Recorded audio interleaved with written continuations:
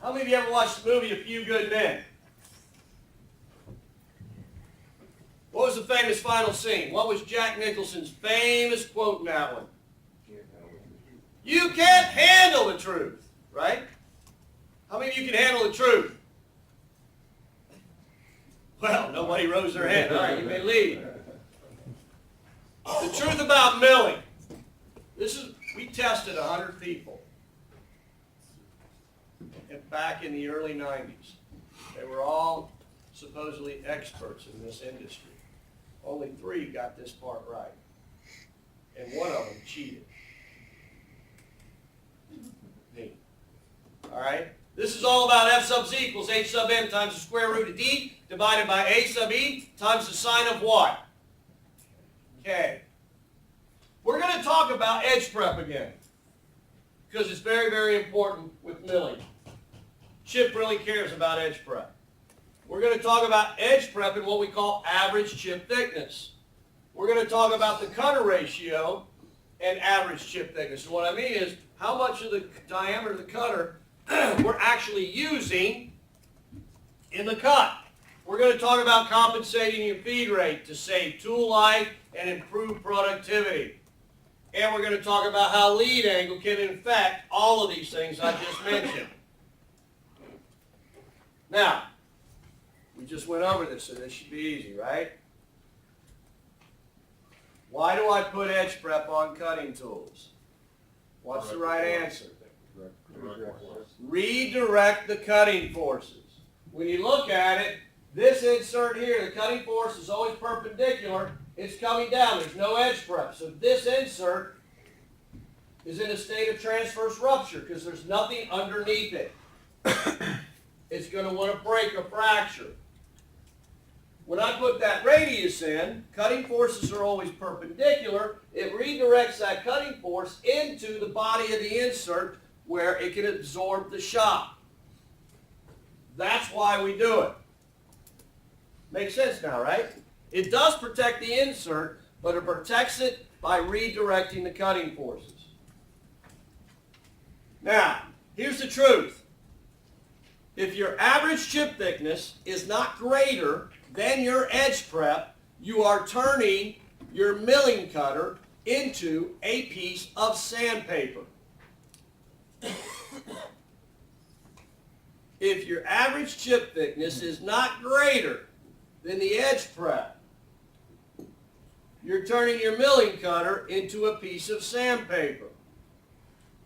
Now when I look at this chart, if I took this chip and flattened it out, wouldn't it look a little bit like what we drew here? Right? Now let's see what I'm talking about here. When you look at this chart, and you have this in your book in an 8.5 by 11, I really want you to pay attention. Don't take notes on this. I'll explain it. This is the most important part about milling.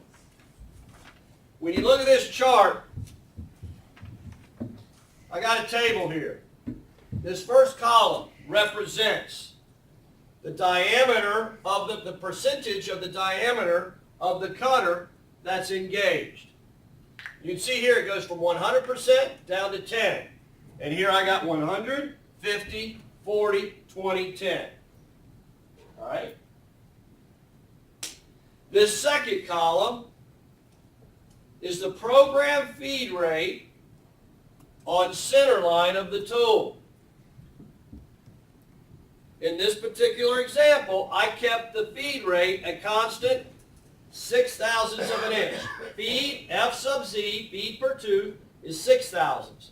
6 thousandths, 6 thousandths, 6 thousandths, 6 thousandths.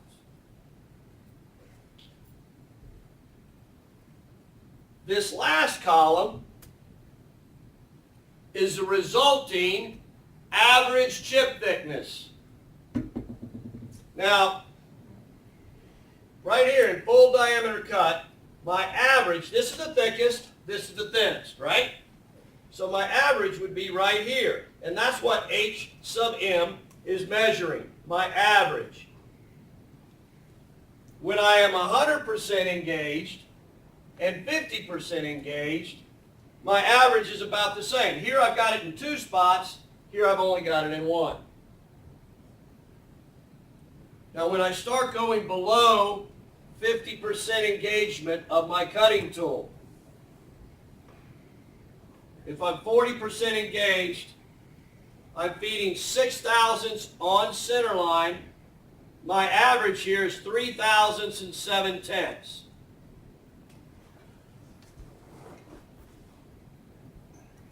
That may or may not be above this edge prep. Because this edge prep, this can be 4 thousandths by 20 degrees.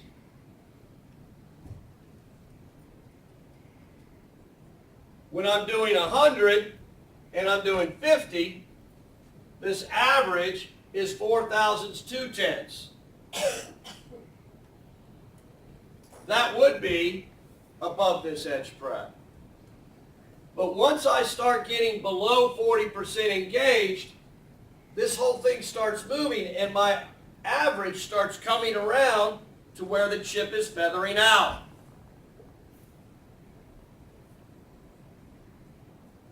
When I am 20% engaged, feeding 6 thousandths on center line, my average chip thickness is 2,006 tenths. Well below that, almost below that, well below this. That's the only thing that's good.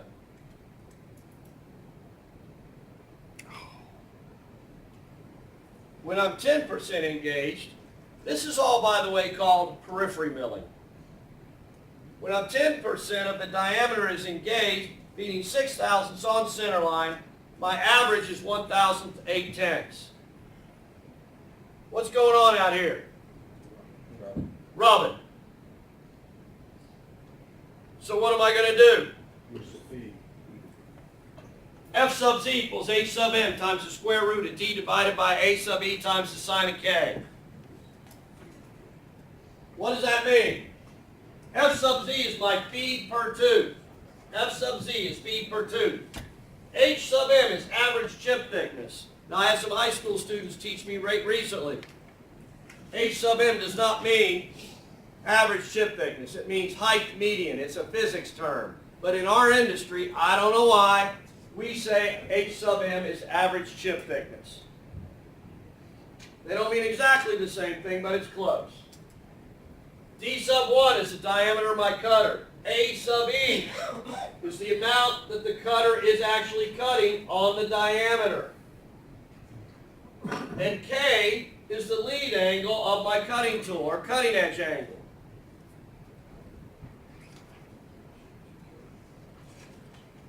This is what I got to do to figure out how thick my H sub m is. And I want my H sub m to always be above this. This formula here is the reverse formula. This is the one that we give to customers so they can figure out what they're actually doing. They can plug in their parameters from their program. I had a guy a few years ago call me up and he said, "Mr. Davis, great class, but your formula is wrong." How do you think I take being told I'm wrong? All right? He said, "You're wrong, Mr. Davis." I said, "Okay, fine. Tell me what you got." He said, "Well, I plugged everything in for my print, and I kept getting an error on my calculator." I said, "Okay, tell me what the error is." And he said, "First of all, I'm getting a 0.06 to the negative 8, and there is an error up in the window." That's one reason they would want to buy from you, because you're going to save them money on tool life, and you're going to save them money on productivity. So let's take a look at it. This is the same chart, but I did something different. Again, 10, 50, 40, 20, 10. That's the diameter engaged. Instead of keeping my programmed feed rate on center line constant, what I said I wanted to do is make sure that my average is always above this edge prep. I know that the worst case is about 4 thousandths. So if I maintain 4.2 average on each one of these, I should be okay, right? Now, here's the truth.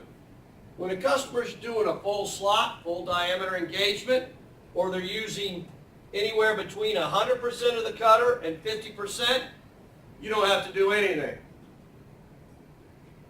As long as they're doing the book parameter. But it's when you fall below 40% of the diameter of the cutter in engagement, you have to kick it up a notch. In order to maintain this 4.2, which will keep me above this edge prep, at 40% engaged, I've got to feed it 6,006 instead of 6,000s. Now, usually there's somebody in the class that's thinking, or maybe all of you are, it's only 0.6 of an inch. Who cares? What is 0.6 of an inch? When you look at that, if I was feeding 6,000s and I increased it 0.6, what percentage of productivity improvement is it? 10%. 10%. I just saved them 10% productivity. If I gave them every tool, if I gave them the tool for that operation, how much would I save them on the cost of their part? 3%. So 0.6 productivity is worth more than me giving them the tool. That make sense? This is how you make them want to buy. So, at 20% engaged, in order to maintain that 4.2 here, so I'm up above this edge prep, I've got to feed it 9,003 That is a 50% productivity improvement. You can charge them twice the amount for that insert, and they're still going to make money. Right? I'm not making this up. At 10% engaged, in order to maintain the 4.2 to be above the edge prep, I got to run 13,000 speed rate on center line. That's a full 100% productivity improvement. Hubba hubba. It's called banging the cash register, isn't it? This stuff works. Not only are you improving their, and here's the truth, one thing, I improved their productivity like you wouldn't believe, right? What else did I improve? Tool life. Yeah, but they'll be around for a lot longer. Here's the truth. My job is to save my customers money, and I tell them up front, my job is to have you buy less tools.